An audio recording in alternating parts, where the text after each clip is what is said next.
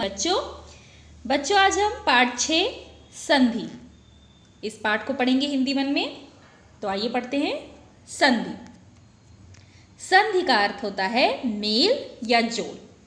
जैसे सुर और इंद्र दोनों जुड़कर क्या बन रहे हैं? सुरेंद्र। यहाँ पे सुर अ और इ जुड़कर क्या बन रहे हैं? ए। ठीक है, यानी कि दो वर्णों के मेल से जो परिवर्तन होता है उसे संधि कहते हैं। आइए जानते हैं संधि विच्छेद क्या है। संधि के द्वारा बने शब्दों को अलग अलग करना संधि विच्छेद कहलाता है। जैसे हिमालय। हिमालय शब्द को जब हम अलग अलग करेंगे तो ये क्या हो जाएगा? कैसे अलग होगा? हिम और आलय टूट कर क्या किस में बदल जाएगा? हिम और आलय में। इसी तरीके से हम सुखार्थ इस शब्द का संधि विच्छेद अगर करें तो सुख और अर्थ दो अलग अलग शब्दों में टूट जाएगा। आइए जानते हैं संधि के भेद। तो मैं आपको बता दूं संधि के 3 भेद होते हैं। कौन कौन से? स्वर संधि, व्यंजन संधि और विसर्ग संधि। इस वीडियो में हम स्वर संधि के बारे में बात करेंगे। ठीक है, दो स्वरों के मेल से होने वाले परिवर्तन या विकार को स्वर संधि कहते हैं। स्वर संधि के 5 भेद होते हैं। दीर्घ संधि, गुण संधि, वृद्धि संधि, यड़ संधि और अयादि संधि। एक एक करके जानेंगे सभी के बारे में। सबसे पहले बात कर रहे हैं हम दीर्घ संधि की। जब हिरस्विया दीर्घ अ, इ, उ से परे क्रमशः हिरस्विया दीर्घ आ, इ और उ आए तो दोनों के मेल से क्रमशः दीर्घ आ, ई और उ हो जाता है। इसे दीर्घ संधि कहते हैं। जैसे परम अर्थ। परम अर्थ में अंत में क्या आया? अ। और अर्थ के शुरुआत में कौन सा वर्ण है? अ। तो अ और अ जुड़कर क्या बने? आ।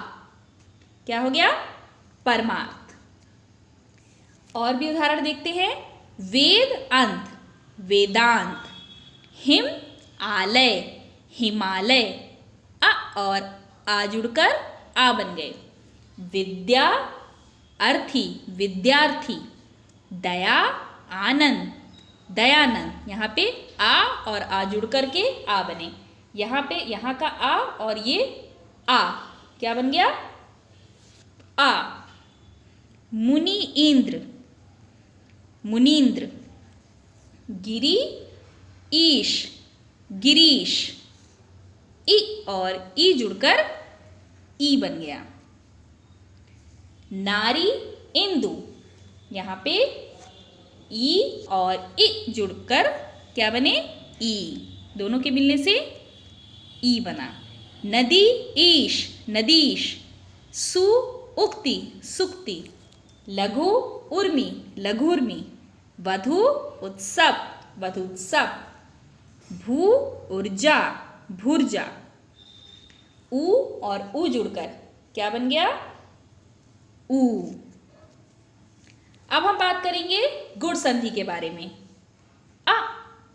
आ के बाद इ या ई के आने पर वह ए में बदल जाता है।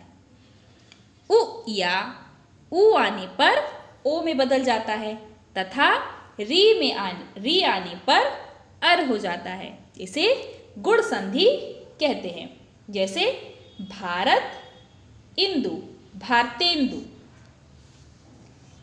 नर इंद्र। यहाँ पे अ और इ जुड़कर ए बने तो क्या हो गया? नरेंद्र। राजा इंद्र, राजेंद्र। कमल ईश, कमलेश। अ और ई जुड़कर ए बन गया। ठीक है। उमा ईश, उमेश।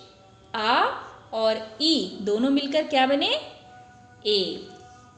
लोक उक्ति, लोकुक्ति। आ और उ जुड़कर ओ बन गया। महा उत्सव, महोत्सव। नव उढ़ा, नवोढ़ा। महा ऊर्जा, महोर्जा। सप्त ऋषि, सप्तऋषि। महा आऋषि, महर्षि। यहाँ पे देखेंगे आप आ और री जुड़कर क्या बन गए? अर। आ और री, अर। अब हम बात कर रहे हैं स्वर संधि के तीसरे भेद की, यानी कि वृद्धि संधि। यहाँ पे अ या आ के बाद ए, आए आने पर ऐ तथा ओ और ओ औ तत् आने पर औ हो जाता है। इसे वृद्धि संधि कहते हैं। जैसे एक और एक, एक एक।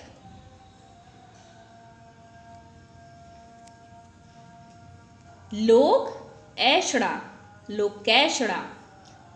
अ और ए जुड़कर ऐ बने। राजा, राज और ऐश्वर्य, राजैश्वर्य। अ और ऐ जुड़कर ऐ बना। सदा एव, सदैव।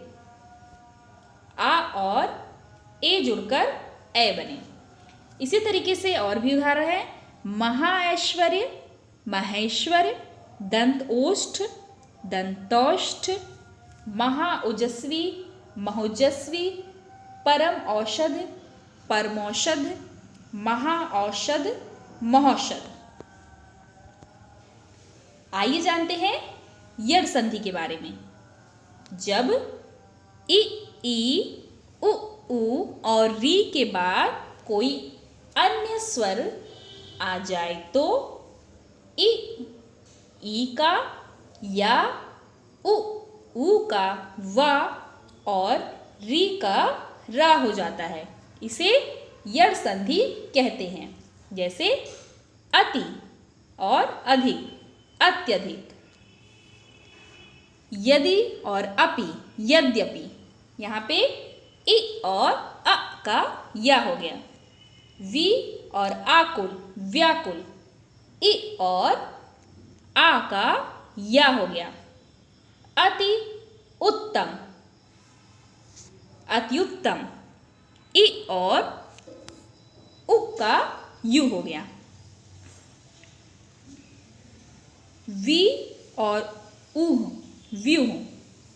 अधि ऐषणा, अध्यैषणा। अनुयय, अन्वय। सु आगत, स्वागत। इसी तरीके से और उदाहरण देखिए। अनुइति, अनिविति। अन्वेषण, अन्वेषण। वधुआगमन, वधवागमन। पितृ आलय, पित्रालय। मातृ इक्षा, मातृक्षा। पितृ उपदेश, पितृपदेश। यहाँ पे आप देख रहे हैं कि कैसे दो वर्ण आपस में मिलकर के नया वर्ण बना रहे हैं, उसमें परिवर्तन हो रहा है। अब हम स्वर संधि के पांचवें भेद की बात करेंगे, जिसका नाम है अयादि संधि। यहाँ पे ए, आए, ओ, औ स्वरों का मेल दूसरे स्वरों से हो तो ए का ऐ का आय, ओ का औ तथा औ का आव हो जाता है। इसे अयादि संधि कहते हैं। जैसे चे और अन, चयन। ने और अन नयन।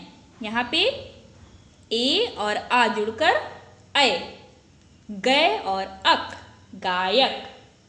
नय और इका नायिका।